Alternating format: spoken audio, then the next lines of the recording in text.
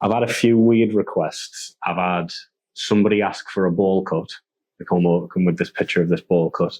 But by far the weirdest haircut I think I've ever been requested to do was a friend of mine came in and he asked me to shave all of his head bald, like clean bald, but at the back, right there, we left a ponytail.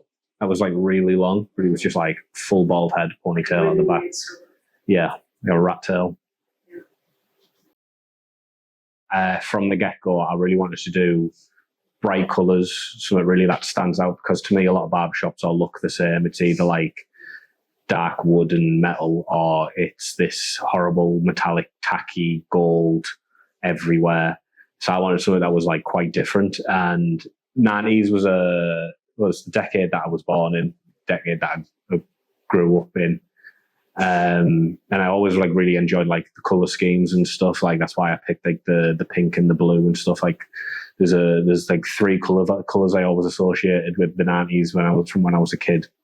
And I always thought it'd look cool. And I've got stupid amounts of 90s stuff still at home to bring into the shop. So it was a good way to decorate it. Movie though, like I said, is a hard question because there's just so many good movies. Like you can go all the way from like The Mummy and The Matrix, which are like great franchises, both started in the 90s, I think 99, both of them. Then you can go down to Goodfellas, which is a classic Scorsese. Then you can see things like Scream. Any of the first three Scream films, I'm pretty sure all came out in the 90s, at least the first two, and they're great. And it's just like so much like one that I really enjoyed as a kid, Space Jam, and I've got like concept art and stuff hung up in here from it and things like that. But picking a favourite movie's hard.